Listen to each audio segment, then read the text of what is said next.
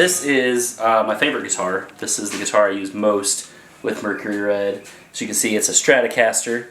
Now, typically Stratocasters are not, well, sometimes they're associated with some heavy music, but I like 50s style Stratocasters. I feel like Fender kind of figured it out all the way back in 1954. This one's got a few updates to make it a little more Mercury Red worthy. First and foremost, pickups. I've got lace sensors in there, blue, silver, and red lace sensors, which are, most people would say Smashing Pumpkins, but you know, everybody from James Burton to Doug Marsh and just all kinds of people have used these over the years, even Eric Clapton and Buddy Guy. So I mean, they're very versatile, and that's why I like them, is because with the setup that we use, I can get a range of sounds. Whether we're playing a country song or a metal song or anything in between, it works great for that. Some other things I tweak on it, high wood saddles I really like. They're nice because the old school ones, the little screws stick out and you might get chopped up a little bit, so these avoid that problem. And then of course locking tuners, because you want to make sure that you stay in tune. So as you tune up this guitar, those tuners actually lock down, they bite the string and hold it so it doesn't slip. Otherwise, I mean, like I said, this is my favorite.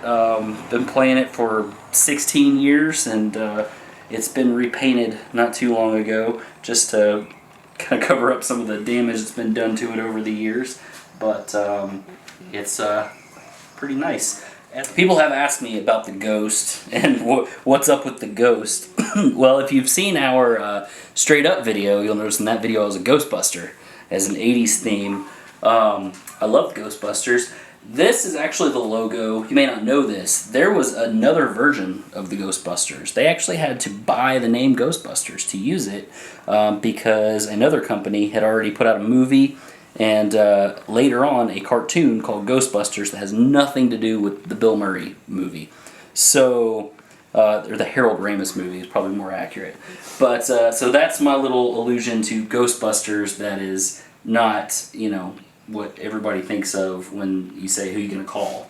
The reason it's important to have stable tuning in this band is we actually use 3 tunings or 3 sets of sounds. The most common you'd probably recognize from some of our songs like Carry the Fight. So, you know, that one.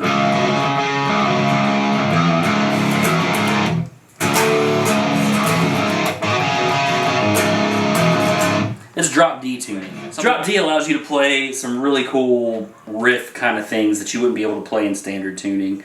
And of course, we play half step down, of course. Of course, yeah, we do. We tune down a half step as well, which is good for a lot of reasons. Lowers the tension on the strings, sounds a little bit heavier, it's a little easier to sing over. It's all kinds of advantages to tuning down a half step.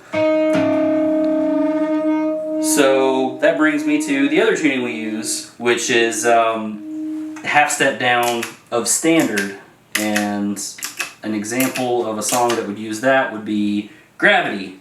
Everybody probably knows Gravity.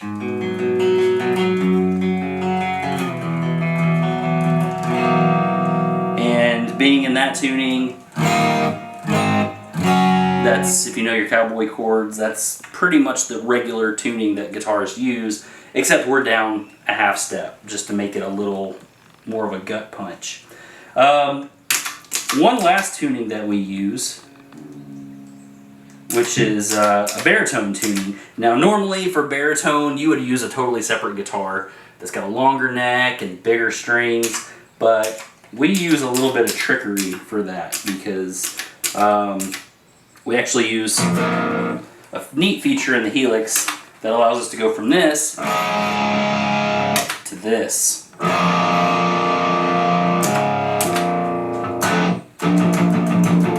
So that really brings the heaviness as a backup, and I very rarely use a backup. We play 3-hour shows, and I can play this guitar for the entire show most of the time.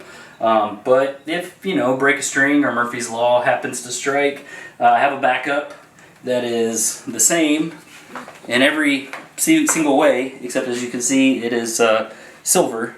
It actually was black just like the other one until recently I decided I wanted to do a little arts and crafts and paint it, so, you know, spend a day in the backyard with a can of spray paint and make them match. In fact, these two serial numbers are actually really close together. I think these were made in the same week in 2006. So if I change them out, you know, they play exactly the same. If my eyes are closed, I wouldn't be able to tell you the difference. But for some reason, this one's my favorite. We like to call it the ghost guitar because it's got the ghost on it. I'm going to have to repaint that one again because I keep bumping it.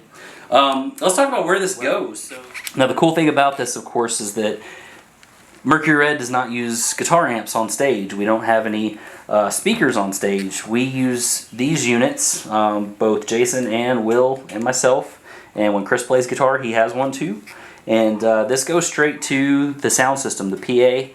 So you can actually have us as a rock band play in, you know, any volume. We can take the same setup and we can play in a small brewery type environment, or we can play a big club, we can play a big outdoor festival with the same gear. It's really just a matter of how big is the sound system that's being used. So and sound guys love it too. Yeah, sound guys love it because we just walk up and hand them some cables and say, here. And, you know, they don't have to worry about putting microphones on guitar amps. They don't have to worry about a big guitar amp behind us, you know, blowing people's ears out. It all goes to the PA, and the sound guy has control of that. And so, you know, we have to have a little bit of trust in that sound person to make it sound good. But having this is not only convenient for them, it's also convenient for us for transport. I can fit my entire setup in the back seat of a little Nissan for road trips. One other cool feature of this that we have started to use is, if you've seen one of our live shows, you've probably noticed our lights. And for every song, we have lights that do different things. So for example, this song has a pretty basic setup on lights. I turn them on and I turn them off using foot switches on this unit. For a more complex song, let's take a look at, well, let's go to this one. So, Say It Ain't So, it's a Weezer song that we play. I have a verse light scene and a chorus light scene. So during the verses, the lights are very calm and subdued. When we get to the chorus, and I push that chorus button, the lights go crazy. And controlling that all from here. Probably the most complex light show that we have is going to be during the song Carry the Fight. During Carry the Fight, I actually have 4 light scenes. I take that back. There's actually a secret 5th light scene. So in that song, it starts very quiet. When everybody comes in, I hit Freak Out. Freak Out basically makes all of the lights flash randomly and uncontrolled. The lights are just going nuts.